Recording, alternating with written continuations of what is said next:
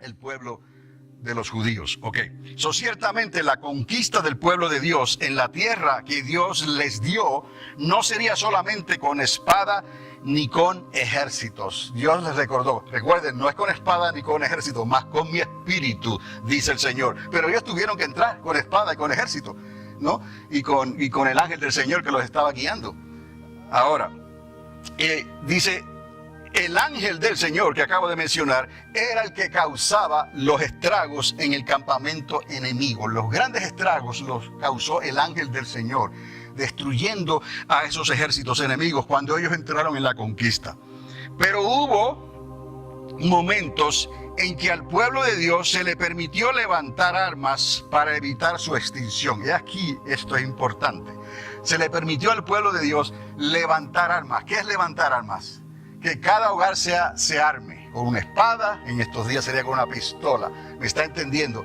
Porque Dios, les dije que no aparece en el libro de Esther, pero no quiere decir que no estuviera ahí. Pero Dios le permite a su pueblo levantar armas. Y va a entender por qué esto fue así. Durante la Segunda Guerra Mundial, millones de judíos perecieron, aunque no todos perecieron. Dios siempre se guardó un remanente para comenzar otra vez. Y sabemos por la historia, en el 1948, todo comenzó otra vez para la nación de Israel. En la historia relatada también en el libro de Esther que les acabo de mencionar, los judíos levantaron armas y escaparon de una masacre segura. De aquí la fiesta de Purim, que la suerte se volvió a favor de los judíos, ¿no? Porque Mardoqueo y Esther intercedieron delante del rey Asuero. Pero ¿qué ocurre con los dictámenes que hacían los reyes en aquel entonces? Si un rey ponía el sello, ¿no? Ponía un escrito, un edicto y lo sellaba con su anillo, ¿no? Ese edicto no se podía, ¿qué? ¿Ah? No se podía, eliminar. O sea, el rey no estaba en su poder, después de haber dicho esto, quitarlo. Entonces, aquí hubo una situación crítica, porque ¿cuál era el edicto? Matar a todos los judíos, extinguirlos, ¿no? ¿Y qué iban a hacer?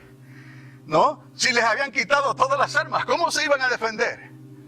¿No? Y no vemos el nombre de Dios en ningún lugar en el libro de Esther. Hay momentos en que Dios peleaba con ellos y los enviaba a la batalla. Y aún así no eran ellos, era el ángel del Señor. ¿Me está entendiendo? Pues hoy en día está el ángel del Señor con nosotros. Es Cristo Jesús, aleluya. Y envió a su Espíritu Santo, que es el Espíritu de Jehová, que está con nosotros y en nosotros.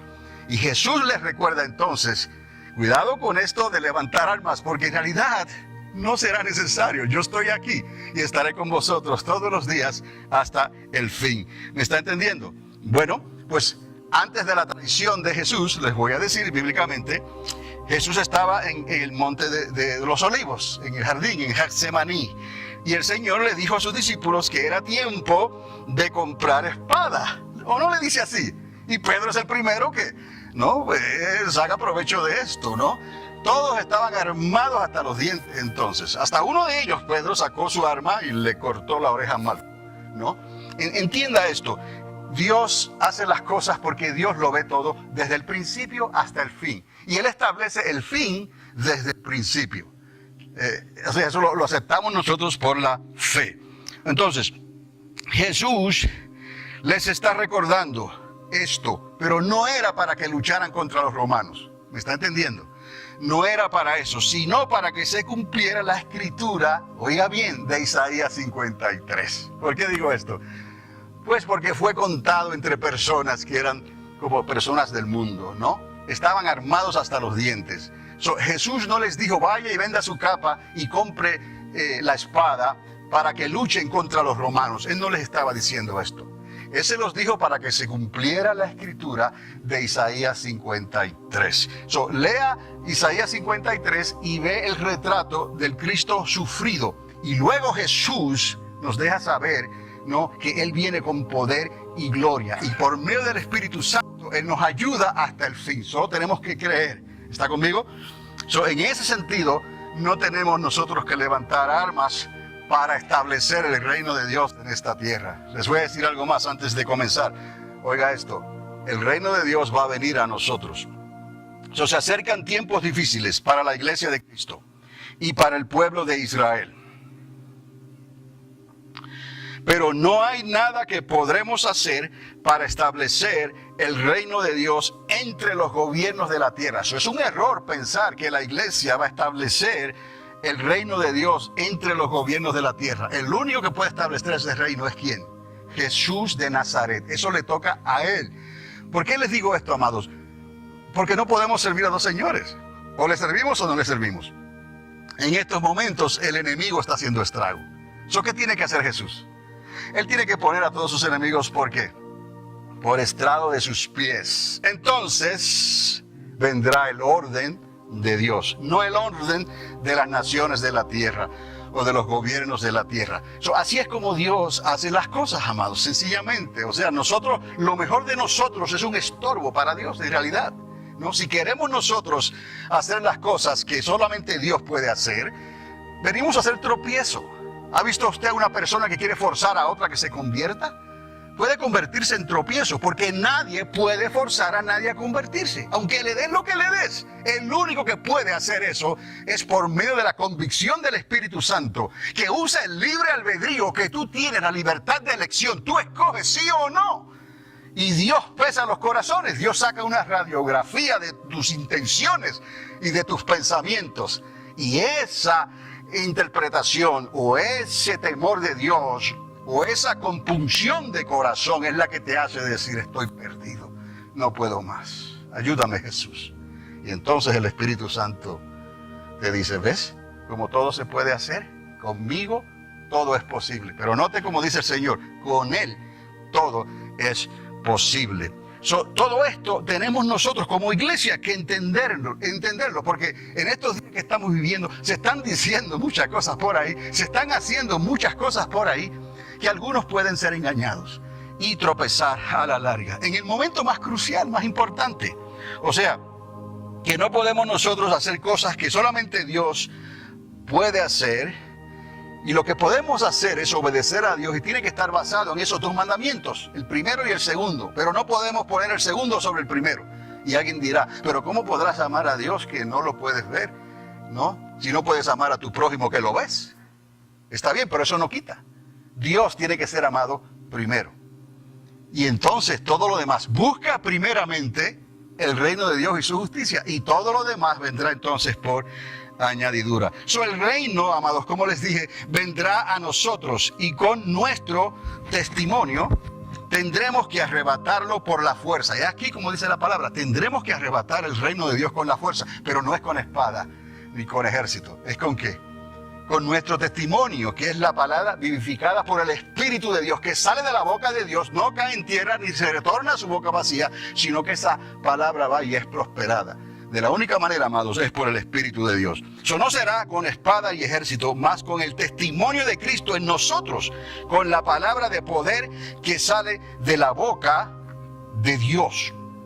Entonces, amados, entendamos ciertas cosas en esta mañana. Y aquí le puse casa de Dios y puerta al cielo. Y debajo hay una pregunta en rojo que dice: ¿cuántas casas estamos hablando? Bueno, vamos a ver que si hablamos de la casa de Dios que David quiso construir, pues ya van ¿cuántas? 2, y falta una tercera casa, el templo. Pero Jesús, ¿no?, nos hizo entender a nosotros, a la iglesia, que la casa de Dios ha de ser el templo de nuestros cuerpos.